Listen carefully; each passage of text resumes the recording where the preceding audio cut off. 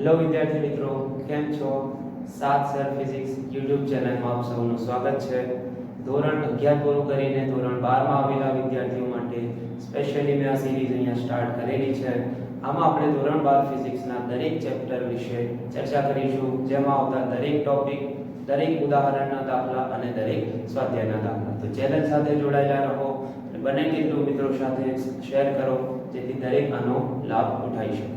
ચલો શરૂ કરીએ. ધોરણ 12 નું ચેપ્ટર નંબર 1 છે વિદ્યુત ભાર અને વિદ્યુત ક્ષેત્ર. તો સૌપ્રથમ આપણે સમજવું પડશે કે વિદ્યુત ભાર શું છે. તો એના માટે થોડુંક 11મા ધોરણનું બેકગ્રાઉન્ડમાં જઈએ.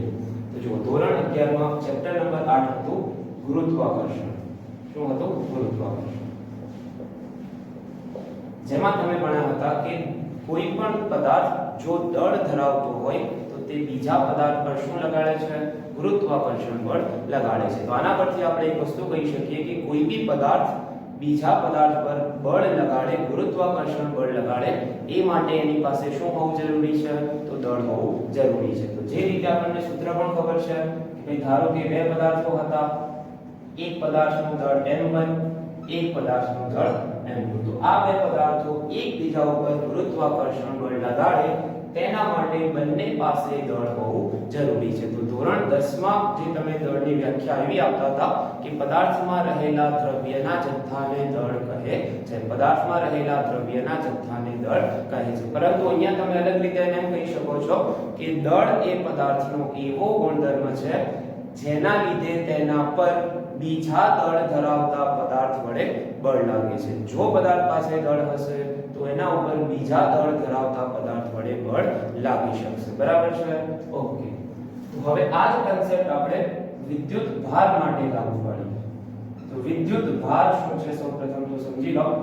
વિદ્યુત ભાર પદાર્થનો એવો ગુણધર્મ છે જેના લીધે જો એ પદાર્થને કોઈ વિદ્યુત ચુંબકીય ક્ષેત્રમાં મૂકવામાં આવે તો તેના ઉપર બળ લાગે છે. ફરી સમજો, જો કોઈ પદાર્થ પાસે વિદ્યુત ભાર હશે, વિદ્યુત ભાર એ પદાર્થનો ગુણધર્મ છે. જો કોઈ પદાર્થ પાસે વિદ્યુત ભાર હશે તો આવા પદાર્થને જ્યારે આપણે વિદ્યુત ચુંબકીય ક્ષેત્રમાં મૂકીશું તો તેના ઉપર શું લાગશે? બળ લાગશે. તો આપણને ખબર પડી કે જો પદાર્થ પાસે વિદ્યુત ભાર હશે તો જ એના ઉપર વિદ્યુત ચુંબકીય ક્ષેત્રમાં બળ લાગશે. જો એની પાસે વિદ્યુત ભાર નહીં હોય તો વિદ્યુત ચુંબકીય ક્ષેત્રમાં મૂકતા એની ઉપર બળ લાગશે નહીં. તો આપણે દર્શાવી શકીએ, વ્યાખ્યા રીતે લખી શકીએ કે વિદ્યુત ભાર એ પદાર્થનો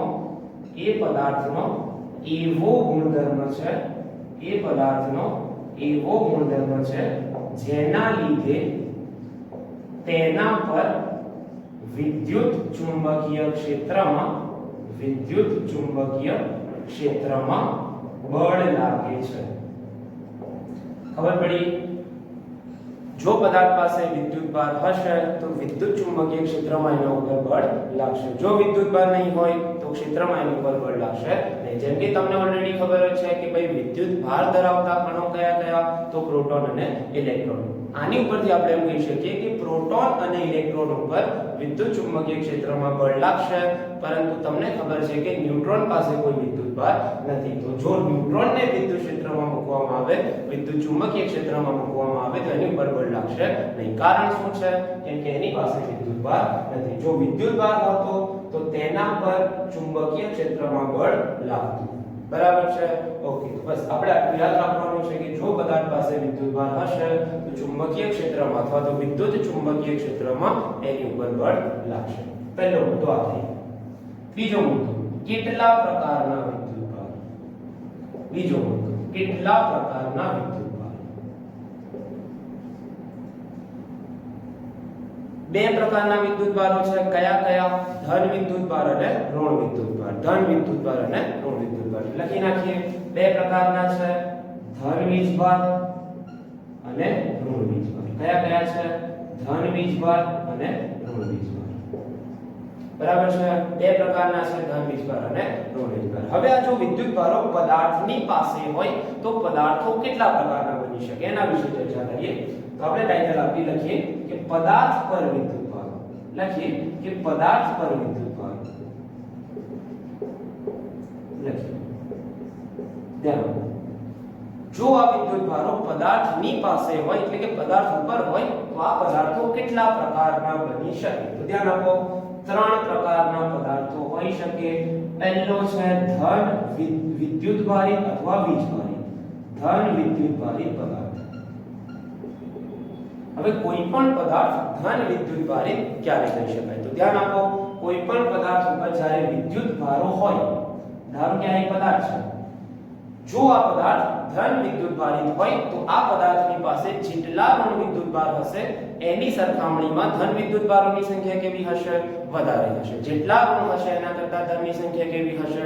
વધારે. તો તમારે શરત યાદ રાખવાની છે, જેમ કે ફોર એક્ઝામ્પલ જો એની પાસે 3 માઈનસ વિદ્યુતભારો હોય તો પ્લસ મિનિમમ કમસે કમ 4 પ્લસ તો હોવા જોઈએ, ઓછામાં ઓછા 4 પ્લસ તો હોવા જ જોઈએ. એના કરતા વધારે પ્લસ હશે તો વાંધો નહીં આવે, ઓછા હશે તો ચાલશે નહીં. ધન વિદ્યુતભારિત પદાર્થની શરત એવી છે કે ધન વીજભારની સંખ્યા બરાબર ગ્રેટર ધેન ઋણ વીજભારની સંખ્યા.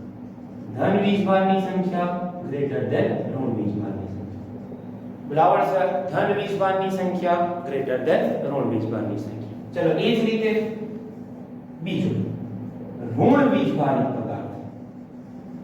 ઋણ વીજભારિત પદાર્થ.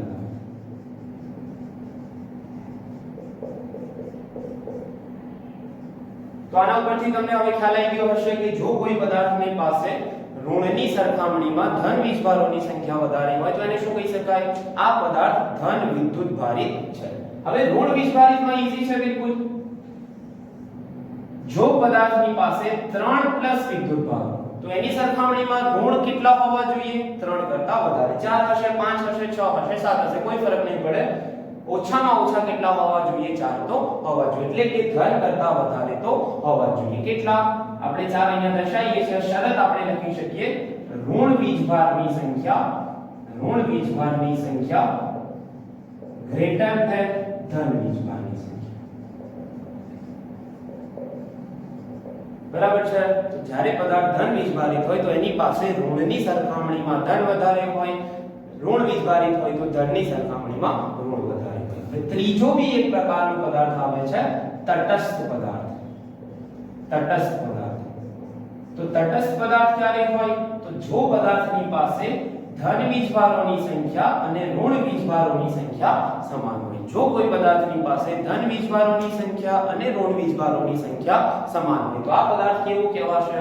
તટસ્થ પદાર્થ કહેવાશે. ફરી યાદ રાખજો, તટસ્થ કોઈ વિદ્યુતભાર નથી. પદાર્થની પાસે જેટલા ધન વિદ્યુતભાર એટલા જ ઋણ હોય તો પદાર્થને શું કહી શકાય? તટસ્થ પદાર્થ કહી શકાય. તટસ્થ એ કોઈ વિદ્યુતભારનો પ્રકાર નથી. વિદ્યુતભારના તો ફક્ત બે જ પ્રકારો છે, ધન વિદ્યુતભાર અને ઋણ વિદ્યુતભાર. જ્યારે વિદ્યુતભારો પદાર્થ ઉપર આવે છે તો પદાર્થના 3 પ્રકારો: ધન વીજભારિત પદાર્થ, ઋણ વીજભારિત પદાર્થ અને તટસ્થ પદાર્થ. તો શરત આપણે લખી શકીએ ધન વીજભારની સંખ્યા બરાબર ઋણ વીજભારની સંખ્યા.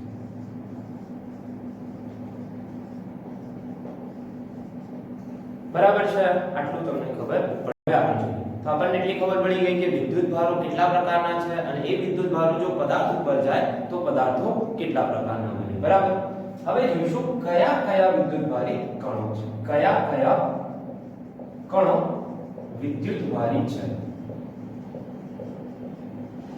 એટલે તમને ખબર છે કે ભાઈ પદાર્થના બંધારણમાં ઘણા બધા મૂળભૂત કણો આવેલા છે, જેમાંથી મુખ્યત્વે આપણે 3 વિશે ચર્ચા કરી છે. જેમાંથી એક છે પ્રોટોન, એક છે ન્યુટ્રોન, એક છે તમારો ઇલેક્ટ્રોન. તો એમની પાસે કયા કયા વિદ્યુતભારો અને કેવા કેવા પ્રકારના વિદ્યુતભારો છે એ આપણે જોઈશું. સૌપ્રથમ છે તમારો પ્રોટોન. તો યાદ રાખો, પ્રોટોન પરનો વિદ્યુતભાર ધન વીજભાર છે. વિદ્યુતભાર કહી દો કે વીજભાર કહી દો. બરાબર? ઇલેક્ટ્રોન પરનો વિદ્યુતભાર ઋણ છે, ઋણ વીજભાર. અને ન્યુટ્રોન પરનો વિદ્યુતભાર નથી. ન્યુટ્રોન પર કોઈ બી વિદ્યુતભાર હોતો નથી. યાદ રાખજો, ન્યુટ્રોન પરનો વિદ્યુતભાર તટસ્થ વિદ્યુતભાર નહીં કહીએ આપણે કહીશું ન્યુટ્રોન વીજભાર રહિત કણ છે. કેવો છે? વીજભાર રહિત. બરાબર છે? તો આ વસ્તુ તમને ખબર પડવી જોઈએ કે ભાઈ 3 કણો છે, મૂળભૂત કણોની વાત કરીએ છીએ. પ્રોટોનનો વીજભાર ધન, ઇલેક્ટ્રોનનો વીજભાર ઋણ, ન્યુટ્રોનનો વીજભાર નથી હોતો, વીજભાર રહિત કણ છે. બરાબર? હવે વીજભાર કેટલો હોય? કયા કયા વીજભાર કેટલો? એ તો ખબર પડી ગઈ કે ભાઈ ઇલેક્ટ્રોન પરનો ઋણ છે, પ્રોટોન પરનો ધન છે. ઇલેક્ટ્રોન પરનો ઋણ છે, પ્રોટોન પરનો ધન છે. કેટલો હોય, એનું મૂલ્ય કેટલું અને એનો એકમ કયો છે? તો લખીએ આપણે ભાઈ પ્રોટોન પરનો વીજભાર પ્લસ છે ઇલેક્ટ્રોન પરનો વીજભાર માઈનસ. હવે સમજો આને. મેં તમને પહેલા એમ કીધું કે ભાઈ જો કોઈ પદાર્થ પાસે જેટલા ધન વીજભારો હોય એટલા જ ઋણ વીજભારો હોય તો એનો સરવાળો શૂન્ય થવાને લીધે એ પદાર્થ કેવો બને છે? તટસ્થ બને છે. હવે આપણે એવું કહીએ કે ભાઈ પદાર્થ પાસે એક પ્રોટોન છે અને એક ઇલેક્ટ્રોન છે. તો તમને ખબર પડી જાય શરત આપણે લખી હતી ઋણ વીજભારની સંખ્યા બરાબર ધન વીજભારની સંખ્યા, તો પદાર્થ કેવો બને? તટસ્થ. એનો મતલબ બંને પરનો વીજભારનું મૂલ્ય કેવું હોવું જોઈએ? સમાન. એક ધન એક ઋણ પર મૂલ્ય કેવું? સમાન. તો આપણે લખીએ આનું છે 1.6 ગુણ્યા 10 ની માઈનસ 19 ઘાત કુલમ. આનું છે માઈનસમાં 1.6 ગુણ્યા 10 ની માઈનસ 19 ઘાત કુલમ. કુલમ જે છે તમારો એકમ છે. વિદ્યુત ભારનો એકમ શું છે? કુલમ છે. વિદ્યુત ભારનો એકમ શું છે? કુલમ છે. ખબર પડશે? તો પ્રોટોન પરનો પ્લસ 1.6 ગુણ્યા 10 ની માઈનસ 19 ઘાત કુલમ, ઇલેક્ટ્રોન પરનો એટલો જ પણ માઈનસમાં માઈનસ 1.6 ગુણ્યા 10 ની માઈનસ 19 ઘાત કુલમ. ઓકે, ચલો આગળ. ચલો એના પછી વીજભારોનો સરવાળો. કોઈ બી પદાર્થ પાસે વિદ્યુત ભારો આવેલા હોય, વીજભારોનો સરવાળો કેવી રીતે કરી શકાય? લખીએ આપણે કેવી રીતે કરી શકાય. ચલો કોઈ બી પદાર્થ પાસે ઘણા બધા વિદ્યુત ભારો આવેલા છે. હવે તમને પ્રશ્ન પૂછવામાં આવે કે ભાઈ આના પરનો કુલ વિદ્યુત ભાર કેટલો? બરાબર. તો પહેલી વસ્તુ એ કે યાદ રાખો કે વીજભારોનો સરવાળો આંકડાઓની જેમ જ થઈ શકે છે. આંકડાઓની જેમ જ થઈ શકે છે. જેમ જ થાય છે. જે રીતે તમને કહેવામાં આવે કે ભાઈ 2 -3 5 અને 5 આટલાનો સરવાળો કરો તો તમે નોર્મલ લખશો 2 -3 +5 +5. તો જે બી સરવાળો આવશે તમે શું કરશો? સંજ્ઞા સાથે લઈને કરવાનો છે. બરાબર. તો અહીંયા જોઈએ ધારો કે તમારી પાસે એક પદાર્થ છે, એની પાસે 4 વિદ્યુત ભારો છે. એક છે તમારો +q1, પછી છે તમારો માઈનસમાં q2, પછી છે +q3 માઈનસમાં q4. તમને પૂછવામાં આવે આ પદાર્થ પરનો કુલ વિદ્યુતભાર કેટલો? પરિણામી વિદ્યુતભાર કેટલો? તો કંઈ બી નથી કરવાનું. q કુલ વિદ્યુતભાર બરાબર બધાનો સંજ્ઞા સાથેનો સરવાળો. q1 પ્લસમાં -q2 +q3 -q4. તો આના પરથી તમે ડાયરેક્ટ જ જવાબ લખી શકો છો કે ભાઈ જે થશે તમારો સરવાળો એ તમારો કુલ પરિણામી વિદ્યુતભાર થઈ જશે. બરાબર છે? તો આ વસ્તુ તમારે ધ્યાનમાં રાખવાની છે. ચાલો એના પછી જે છે શું વિદ્યુતભાર અપૂર્ણાંક સંખ્યામાં અસ્તિત્વ ધરાવી શકે? અપૂર્ણાંક સંખ્યામાં અસ્તિત્વ ધરાવી શકે? તો સમજો અપૂર્ણાંક સંખ્યામાં એટલે શું? કોઈ પદાર્થ પાસે અડધો પ્રોટોન કે અડધો ઇલેક્ટ્રોન કે 2.5 ઇલેક્ટ્રોન કે 4.6 ઇલેક્ટ્રોન એવું હોઈ શકે? તો આ વસ્તુ શક્ય નથી. તમારે એટલું યાદ રાખવાનું છે કે પદાર્થના વિદ્યુતભારની કુલ સંખ્યા હંમેશા પૂર્ણાંક જ હશે. કેવી હશે? પૂર્ણાંક જ હશે. ખબર પડે છે? કેવી હશે? હંમેશા પૂર્ણાંક જ હશે. ઓકે. એનો મતલબ આપણે લખી શકીએ કે જો n આપણે લઈએ કે ભાઈ કોઈ બી પદાર્થ પરના વિદ્યુતભારની કુલ સંખ્યા n છે તો તમે લખી શકો n બરાબર 1 2 3 4 પૂર્ણાંક સંખ્યા હશે. કેવો હશે? પૂર્ણાંક સંખ્યા હશે. બરાબર. ઓકે. પદાર્થ પરનો કુલ વિદ્યુતભાર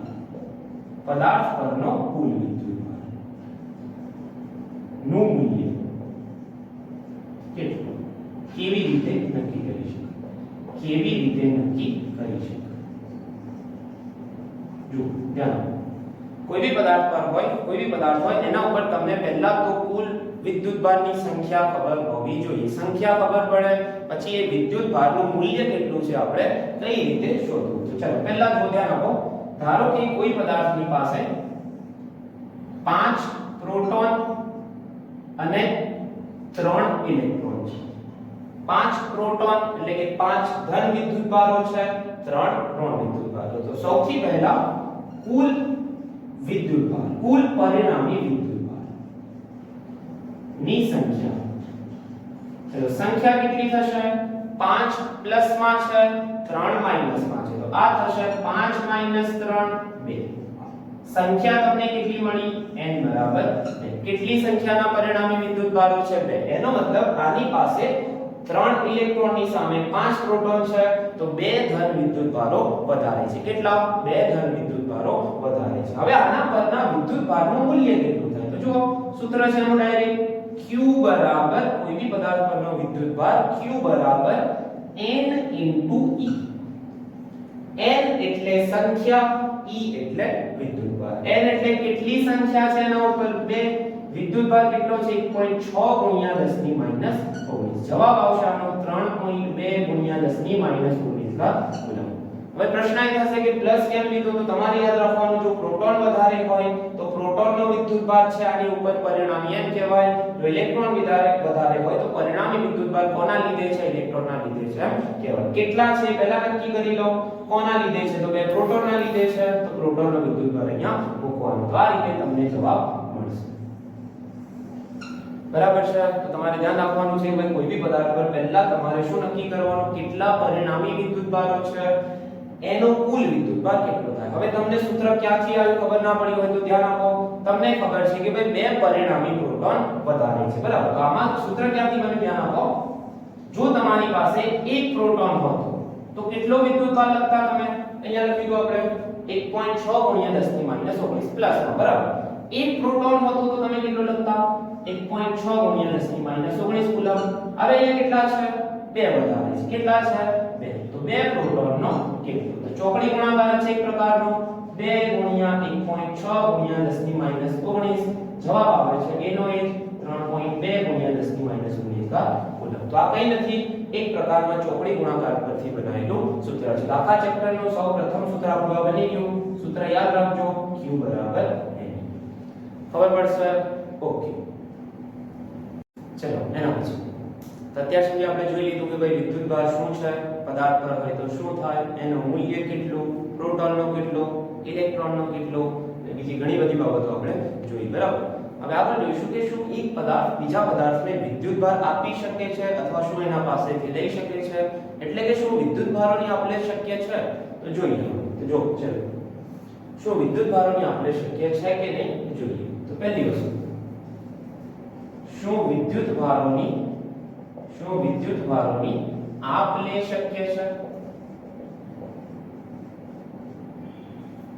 તો જવાબ છે હા. કયા વિદ્યુતભારો? એમાં પાછા બે પ્રકારના છે, ધન પણ છે અને ઋણ પણ છે. તો જવાબ આપ્યો, જવાબ આપ્યો કે શક્ય છે વિદ્યુતભારોની આપલે શક્ય છે. કયા? તો યાદ રાખો, ફક્ત ઇલેક્ટ્રોનની જ આપલે શક્ય છે.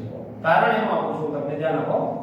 કારણ એવું છે કે ધારો કે ભાઈ તમારી પાસે કોઈ પરમાણુ છે, એની અંદર તમને ખબર છે ધન વિદ્યુતભારો પ્રોટોન ક્યાં હશે? ન્યુક્લિયસ ની અંદર હશે.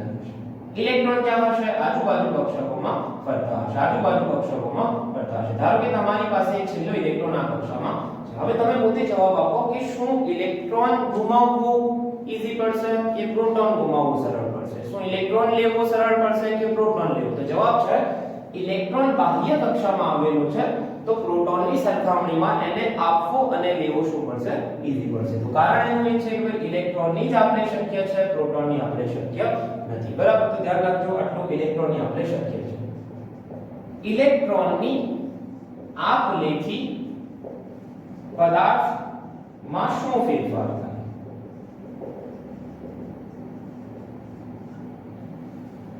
ઇલેક્ટ્રોન જો કોઈ પદાર્થ બીજાને આપે છે અથવા મેળવે છે, એટલે કે ઇલેક્ટ્રોનની આપલેથી પદાર્થની અંદર શું ફેરફાર થશે? તો પહેલું છે તેના વિદ્યુતભારનું મૂલ્ય બદલાય. બીજું છે તેનું દળ બદલાય. ધ્યાન રાખજો, તેના વિદ્યુતભારનું મૂલ્ય બદલાય, બીજું શું બદલાય? એનું દળ બદલાય. તો વિદ્યુતભારનું મૂલ્ય કઈ રીતે બદલાય આપણે જોઈએ. પહેલું, ધારો કે કોઈ તટસ્થ પદાર્થ છે, 3 પ્લસ 3 માઈનસ, આ કેવું છે? તટસ્થ. જો આ પદાર્થ બીજા પદાર્થ, હવે બીજો બી તટસ્થ છે, ધારો કે આ બી તટસ્થ છે. જો એક પદાર્થ બીજા પદાર્થને ઇલેક્ટ્રોન આપે, પહેલો પદાર્થ ધારો કે ચલો એની પાસે ચલો તમને જોવાય છે કેટલા પ્રોટોન છે, 3 પ્રોટોન છે, 3 ઇલેક્ટ્રોન. આની પાસે બી કેટલા છે, 3 પ્રોટોન છે, 3 ઇલેક્ટ્રોન. હવે હું તમને એમ કહું છું કે ભાઈ પહેલો પદાર્થ બીજા પદાર્થને ઇલેક્ટ્રોન આપે છે તો શું ફેરફાર થશે? ચલો જોઈએ. પહેલા પદાર્થે બીજા પદાર્થને એક ઇલેક્ટ્રોન આપ્યો, એક ઇલેક્ટ્રોન આપ્યો. હવે આ રીતની કઈ રચના બની જશે? જુઓ, 3 પ્રોટોન તો હતા જ એની પાસે, એ તો રહેશે જ, 3 પ્રોટોન તો છે જ. એક ઇલેક્ટ્રોન ગુમાવી દીધો, એક ઇલેક્ટ્રોન સામે આપી દીધો. હવે ઇલેક્ટ્રોનની સંખ્યા 2 થઈ ગઈ, ઇલેક્ટ્રોન કેટલા બચ્યા? 2. ચલો સામેવાળા પદાર્થે એક ઇલેક્ટ્રોન મેળવ્યો, એના પ્રોટોનની સાથે આપણે કઈ છેડછાડ નથી કરી, 3 પ્રોટોન છે જ. 1 2 3 ઇલેક્ટ્રોન હતા 3, સામેથી એક મેળવ્યો, તો હવે થઈ ગયા 4. તો કેટલા ઇલેક્ટ્રોન થઈ ગયા? 4. હવે તમે જોઈ શકો છો કે બંનેની અંદર શું ફેરફાર થયો? આની પાસે કુલ વિદ્યુતભાર જે પહેલા તટસ્થ હતો હવે કેવો થઈ ગયો? ધન વીજભારી. કેવો બની ગયો? ધન વીજભારી. અને બીજા પાસે જે તટસ્થ હતો એ ઇલેક્ટ્રોન મેળવ્યો, એના લીધે ઇલેક્ટ્રોનની સંખ્યા વધી ગઈ, તો આ કેવો બની ગયો? ઋણ વીજભારી. કેવો બન્યો? ઋણ વીજભારી. બરાબર છે. તો આના ઉપરથી આપણે કહી શકીએ કે જો કોઈ પદાર્થ ઇલેક્ટ્રોન ગુમાવે તો ધન વીજભારિત બને, ઇલેક્ટ્રોન મેળવે તો કેવો બને? ઋણ વીજભારિત. તો લખી શકીએ છે પદાર્થ શું લખીએ આપણે? ઇલેક્ટ્રોન ગુમાવે તો ધન બને, ધન વીજભારિત બને, અને ઇલેક્ટ્રોન મેળવે, ઇલેક્ટ્રોન મેળવે તો ઋણ વીજભારિત બને. કેવો બને? ઋણ વીજભારિત બને. આવડ છે તો બસ આટલું તમારે ધ્યાન રાખવાનું છે કે ભાઈ ઇલેક્ટ્રોન ગુમાવે તો ધનની સંખ્યા જે હતી એ જ રહેશે, પણ ઇલેક્ટ્રોન ગુમાવવાને લીધે ઇલેક્ટ્રોન ઓછા થઈ ગયા તો પદાર્થ કેવો બની ગયો? ધન વીજભારિત. ઇલેક્ટ્રોન મેળવે છે તો ધન તો જે હતા એ જ રહ્યા, પણ ઇલેક્ટ્રોન મેળવ્યો તો શું થયું? એની અંદર ઇલેક્ટ્રોનની સંખ્યા વધી ગઈ, તો હવે કેવો બની ગયો? ઋણ વીજભારિત. હવે તમને પ્રશ્ન એમ થશે, તમને પૂછવામાં આવ્યું ભાઈ કોઈ પદાર્થને ધન વીજભારિત કરવો છે તો શું કરવું પડે? તો તમે વિચારો કે ભાઈ એક તો ખબર છે મને કે ભાઈ ધન વીજભારિત કરવો છે તો ઇલેક્ટ્રોન ગુમાવવો પડશે, પણ હું તમને એમ કહું કે શું એને પ્રોટોન આપીએ તો ના ચાલે? જેમ કે 3 ઇલેક્ટ્રોન અને 3 પ્રોટોન હતા, મારે આને ધન વીજભારિત કરવો છે તો શું હું એને એક પ્રોટોન ના આપી શકું? તો શક્ય છે આપવું, પણ ખરેખર આપણે એવું કરતા નથી. મેં તમને કીધું કે ભાઈ ઇલેક્ટ્રોનની જ આપણે શક્ય છે, ઇલેક્ટ્રોનની જ આપણે કરીએ છીએ આપણે, કારણ એવું છે કે ભાઈ પ્રોટોન ન્યુક્લિયસમાં છે, એને દૂર કરવા અને મેળવવા કેવું પડશે? અઘરું પડશે. 13મા ચેપ્ટરમાં બધું આવશે ન્યુક્લિયસ વિશે, ત્યારે આપણે એની ચર્ચા કરીશું. હાલ પૂરતું આપણે ફક્ત ઇલેક્ટ્રોનની જ આપણે શક્ય છે કહીએ છીએ. બરાબર? ઓકે, ચલો આગળ. ચલો હવે આપણને એટલું તો ખબર પડી ગઈ કે ભાઈ પદાર્થમાં બે પદાર્થો વચ્ચે ઇલેક્ટ્રોનની આપલે શક્ય છે, ગુમાવે તો શું થાય, મેળવે તો શું થાય, વીજભારોમાં શું થાય એટલું ખબર પડી ગઈ. હવે આગળનો જે મુદ્દો છે મેં તમને કીધું તેનું દળ બી બદલાશે. હવે તમને પ્રશ્ન થશે દળ કઈ રીતે બદલાય? તો વિચારો કે ભાઈ એક પદાર્થ પાસે 10 ઇલેક્ટ્રોન હતા, હવે આમાંથી 2 ઇલેક્ટ્રોન આપી દીધા, વીજભાર તો બદલાયો, સાથે સાથે ઇલેક્ટ્રોન જે ગયા છે એટલું દળ બી શું થશે? એની અંદરથી ઓછું થઈ જશે, એટલું દળ બી શું થશે? એની અંદરથી ઓછું થઈ જશે. તો ધ્યાન આપો, પહેલા કિસ્સામાં તમને એમ કહેવામાં આવે કે ભાઈ પહેલા પદાર્થના દળમાં કેટલો ફેરફાર થયો? પહેલા પદાર્થના, ચાલો આપણે આને નામો આપી દઈએ, A ગોળો, B ગોળો, A ગોળો, B ગોળો. તમને એમ કહેવામાં આવે A ના દળમાં કેટલો ફેરફાર થયો, શું વધારો થયો કે ઘટાડો થયો, કેટલો? તો લખી શકાય અહીં ઇલેક્ટ્રોન, અહીં A પદાર્થ, A ગોળો ઇલેક્ટ્રોન ગુમાવે છે, જેથી એક ઇલેક્ટ્રોન ગુમાવે છે, જેથી તેના દળમાં એક ઇલેક્ટ્રોનના દળ જેટલો ઘટાડો થશે. કેટલો ઘટાડો થશે? એક ઇલેક્ટ્રોનના દળ જેટલો ઘટાડો થશે. હવે ઇલેક્ટ્રોનનું દળ કેટલું છે? me તમને કદાચ ખબર હશે, માસ ઓફ ઇલેક્ટ્રોન, ઇલેક્ટ્રોનનું દળ છે 9.1 ગુણ્યા 10⁻31 ઘાત કિલોગ્રામ. તો જો કોઈ પદાર્થ ઇલેક્ટ્રોન ગુમાવતો હોય તો એના દળમાં ઘટાડો થશે, જેટલા ઇલેક્ટ્રોન ગુમાવે એટલા ઇલેક્ટ્રોનના દળ જેટલો ઘટાડો થશે. બરાબર છે? તમને પ્રશ્ન પૂછવામાં આવે કે ભાઈ એક પદાર્થ 10 ઇલેક્ટ્રોન ગુમાવે છે તો તેના દળમાં થતો ઘટાડો જણાવો. તેના દળમાં થતો ઘટાડો જણાવો. તેના દળમાં થતો ઘટાડો જણાવો. તો શું કરવાનું છે? એક ગુમાવે તો આટલું દળ, 10 ગુમાવે તો કેટલું? ચોકડી ગુણાકાર. એક ઇલેક્ટ્રોન ગુમાવ્યો હોત, ઇલેક્ટ્રોન એક ગુમાવે તો દળ કેટલું? 9.1 ગુણ્યા 10 ની માઈનસ 31 કિલોગ્રામ. તો અહીંયા કેટલા ગુમાવે છે? 10 ગુમાવે છે. તો કેટલું? ચોકડી ગુણાકાર તમે કરશો, જવાબ મળશે 9.1 ગુણ્યા 10 ની માઈનસ 30 ઘાત કિલોગ્રામ જેટલો ફેરફાર આવશે. ઘટશે કે વધશે? તો ગુમાવ્યું હશે તો ઘટશે, મેળવ્યા હશે તો વધશે. આટલા કેજી દળ ઘટશે. આ કિસ્સામાં શું થશે? ઘટશે. બરાબર છે? ઓકે. તો આ રીતે તમારે ધ્યાનમાં રાખવાનું. એ જ રીતે કેટલા વિદ્યુત ભાર ગુમાવે તો શું ફેરફાર થાય? તો હવે એનો બી પ્રશ્ન જોઈએ. જુઓ, એક પદાર્થ, આ જ પ્રશ્ન, 10 ઇલેક્ટ્રોન ગુમાવે છે તો તેનો વીજભાર જણાવો. વીજભાર જણાવો. હવે તમને ખબર છે કે ભાઈ જ્યારે પદાર્થ ઇલેક્ટ્રોન ગુમાવે છે તો એની અંદર પ્રોટોનની સંખ્યા વધી જાય છે, એટલે કે પ્રોટોન જેટલા હતા એટલા જ રહ્યા, પણ ઇલેક્ટ્રોન ગુમાવવાને લીધે પરિણામી પ્રોટોન કેટલા થઈ જાય છે? વધી જાય છે. તો આપણે 10 ઇલેક્ટ્રોન ગુમાવ્યા તો તમને ખબર છે ચોકડી ગુણાકારથી બી તમે કરી શકો. 1 ઇલેક્ટ્રોન ગુમાવે તો આટલો, 10 ગુમાવે તો કેટલો? તો આપણે સૂત્ર પરથી લખીશું Q = Ne. ઇલેક્ટ્રોન ગુમાવે છે તો ધન વિદ્યુતભાર આવશે, પ્રોટોનના લીધે આવશે n = 10. 1.6 ગુણ્યા 10 ની માઈનસ 19. તમને E ની કિંમત ખબર છે. E એટલે વિદ્યુતભાર, પ્રોટોનનો હોય તો ધન, ઇલેક્ટ્રોનનો હોય તો માઈનસ. બરાબર? આ જવાબ આવશે 1.6 ગુણ્યા 10 ની માઈનસ 18 ઘાત કુલમ. પ્લસ માં આવશે કેમ કે ઇલેક્ટ્રોન ગુમાયા છે, તો એનો જવાબ શું આવશે? ધન. કે આ વિદ્યુતભાર કોના લીધે છે? પરિણામી જે પ્રોટોન છે એનો લીધે છે. તો બંને વસ્તુઓ તમારે ધ્યાનમાં રાખવાની છે. એનો વિદ્યુતભાર કેટલો બદલાશે, એનું દળ કેટલું બદલાશે. બોલો, ક્લિયર છે? ઓકે.